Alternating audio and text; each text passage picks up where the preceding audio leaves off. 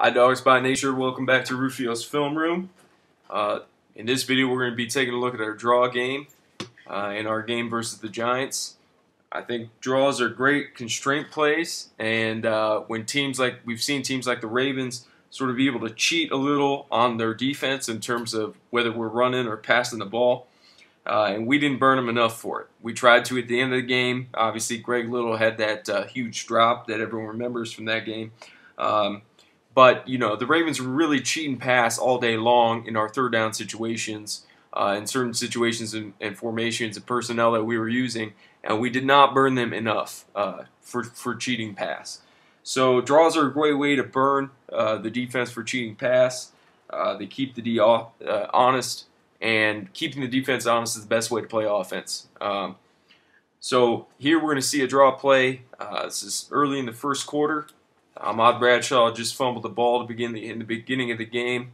We're down close to the red zone. We're seeing a too high safety look here, which means we got 7 in the box. And when we got 7 in the box, that means if we're normal people, we have 7 to block those 7 in the box. This is Watson split out as a tight end, sort of flex away from the formation here. We got Marisic in the backfield. Those 2 plus the 5 on our offensive line make 7. We got enough to block Trent Richardson up to the secondary here. And anytime we have that, it's a great idea to hand 33 the ball and see what happens.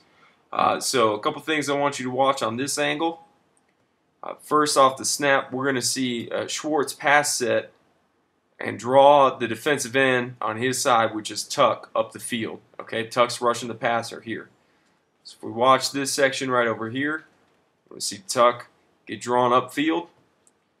We see this defensive tackle inside. That creates a huge hole there. Adding to that, we have Watson sort of crashing down inside. Who's going to seal this linebacker, crack down this linebacker, and seal him in. Okay, so we get that, and Trent has all this daylight to run through. So another thing I want you to watch off the snap is center Alex Mack and left guard Jason Pinkston are going to double team this defensive tackle here up to the weak side linebacker. That's their assignment on this play. And as you can see off the snap, they get a great push, and they are just putting this guy on skates, sliding it backward. They don't ever actually come off and block this linebacker, but when you can push another guy into the guy you're supposed to block, I guess that's good enough. They take him out of the play, get enough of him to slow him down so he can't make the tackle. Going to the end zone angle now, we're going to see another few impressive things, I think, from our line. The one guy I think who could do better on this play is Laval. I guess it really doesn't matter because Trent is going to find this hole. But as we watch, he's supposed to try and kick this defensive tackle out, push him out wide, so both Marisic can come up here and get 93, and Trent can follow Marisic into the hole and cut off a 93 whichever way he goes. Trent's going the other way. As it happens, that defensive tackle, I think, does a great job of holding his ground. Laval does get on the correct side, but isn't able to push him out. And sometimes that's just going to happen. But this defensive tackle does a great job of locking out with that one arm, keeping his outside arm free. But the problem is, because of our play design, because we're able to draw Tuck so far upfield and burn him sort of for cheating pass and wanting to get into his pass rush, this B gap that the tackle's responsible for is now enormous. That thing's huge. So there's no way this guy is going to match up with Trent Richardson in any sort of space, even this small of a space. Richardson's just way too quick for any defensive tackle. Again, off the snap, we're going to see Mack and Laval do a great job on 97, dig him out of there and block him into 94. And as I said, they're supposed to double team that tackle up to 94. And at this point, it needs to be Mack who's coming off and trying to block this linebacker. Instead, we just sort of block the defensive tackle right into him, slow him down, bump him a little bit. But you'd love to see Mack be able to get off this block and engage 94 here and really continue to ride him downfield. I think Joe Thomas also does an impressive job on this play. He doesn't have a very easy task, which is to go reach block number 90. That's Jason Pierre-Paul. As we all know, Pierre-Paul is a freak athlete. Thomas has to step play side off the snap and reach him.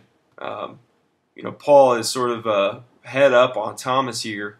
Thomas has to make sure Paul can't penetrate this gap and get in the backfield to blow up this play. Because the draw play is going to be a little bit slow developing.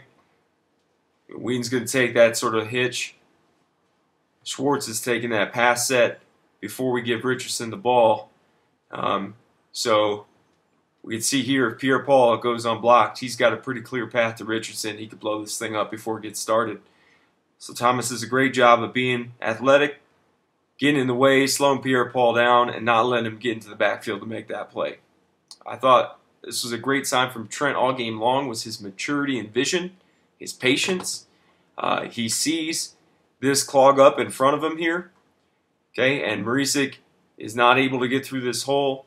So by the time Trent gets the ball, he's already searching for daylight, and he's able to not just try and ram this thing up in here where there's no yards to be had, but he's able to anticipate where that hole's going to open up, find that daylight, and cut to it. Okay, and that's maturity. That's something that Richardson's going to have to develop as a skill.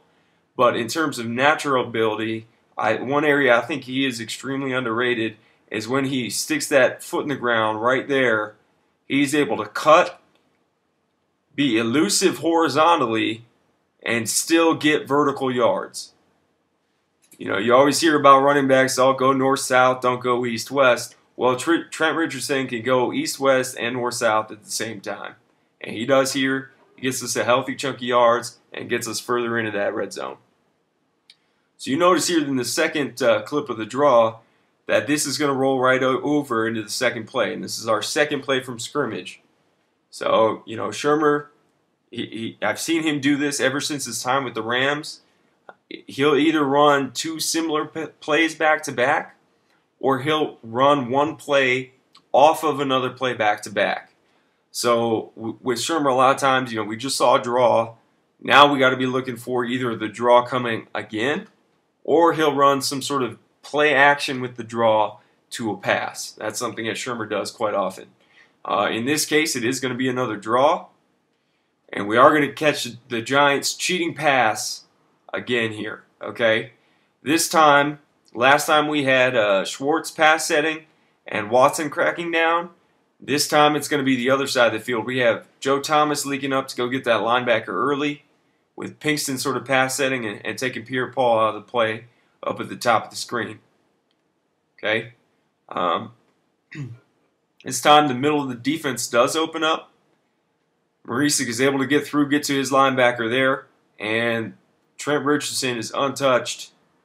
It's about the 5-yard line, all the way from the 15. That's 10 yards untouched. And we can see from this play, this safety here is cheating pass. He's one of the ones cheating pass. We're going to see right off the snap, he jumps forward, meaning he's the 8th man in the box. He's got run responsibility.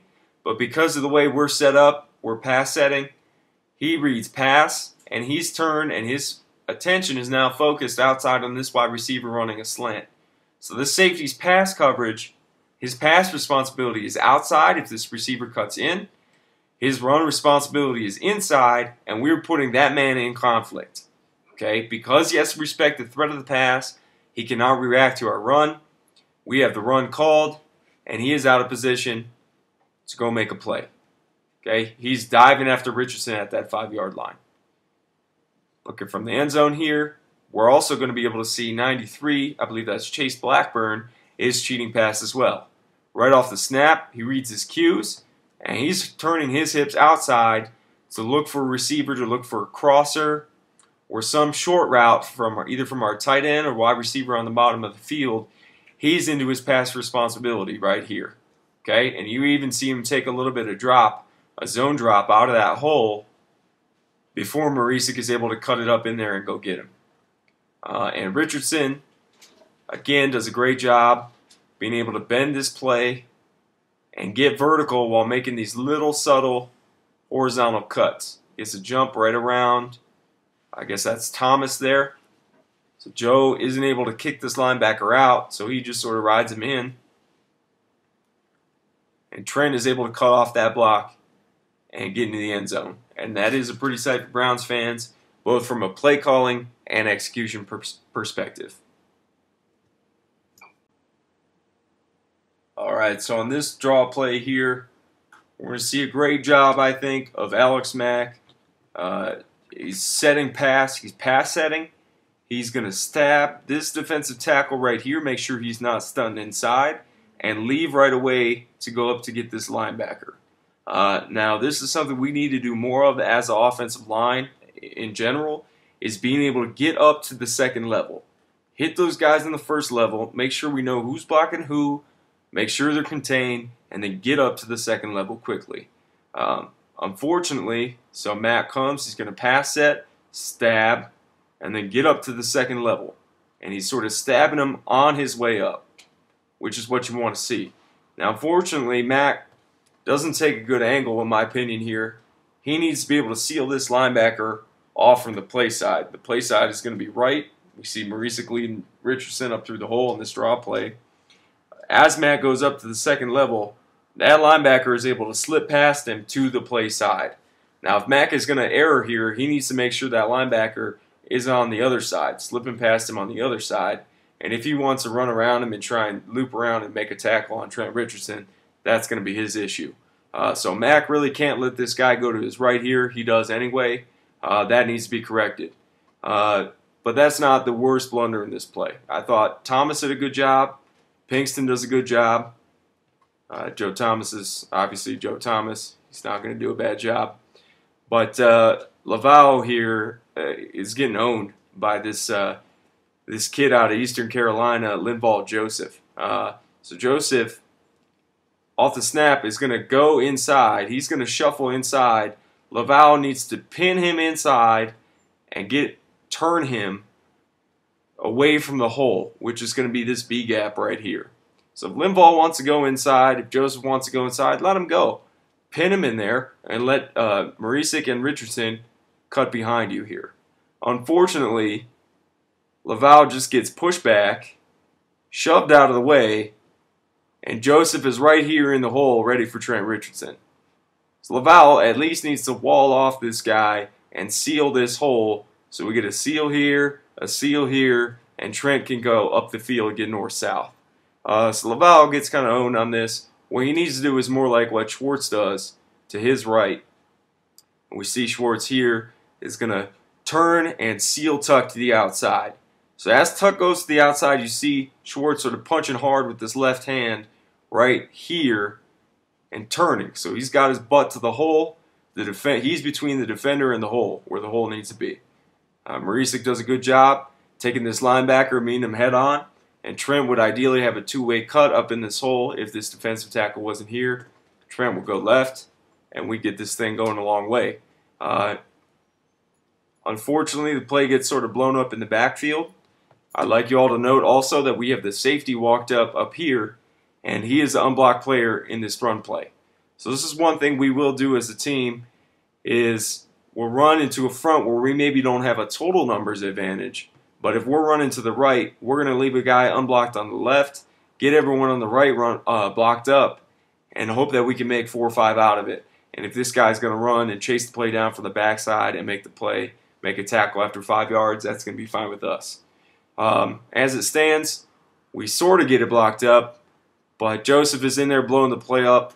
And this, to me, is something that is extremely underrated about Trent Richardson. I'd like y'all to watch. His left foot is on the hash here.